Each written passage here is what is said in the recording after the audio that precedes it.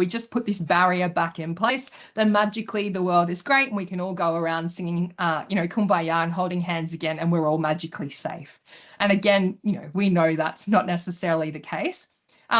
Early on in his work, Heinrich really focused more on improving physical work environments and conditions, better safeguards, safer working conditions for workers. And he was responsible for the dreaded pyramid.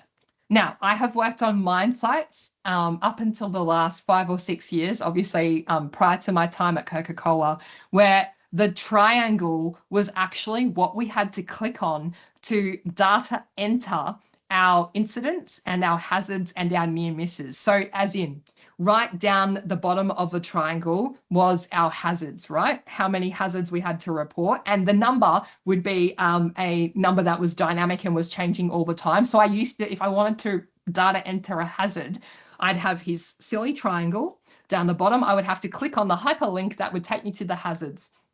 So the pyramid of, this many hazards equals this many unsafe acts equals this many near misses equals this many fatalities, it's been debunked. The CSRA has done so much research into the things that kill you are different to the things that injure you. There's a lot of research out there now that kind of disproves this pyramid, this triangle of what we thought led to each of those.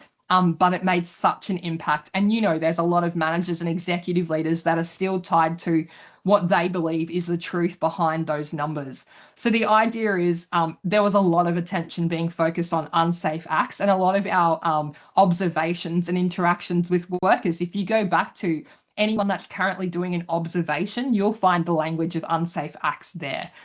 Those safe act observation forms were based on Heinrich's work, right? If we just go out and we observe our workers doing stuff enough times, then we'll hopefully be able to mitigate at the top of that the fatality from occurring.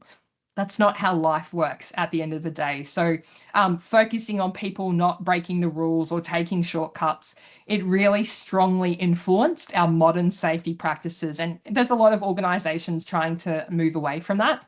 But the modern safety practice that still exists, and some people still, subscribe to the belief, is that the BBS, the behavioral based safety. And that's where the focus is on trying to change the workers' behavior. And what we unfortunately don't do in that is kind of look at, well, what's the context? And, modern safety science talks to my behavior is shaped by the tools, equipment, resources, trade-offs, pressures, etc., that I am faced with in the conditions around me. So if you do want to change my behavior, which is where BBS sits, then how about you look at the conditions that you put me in the first place?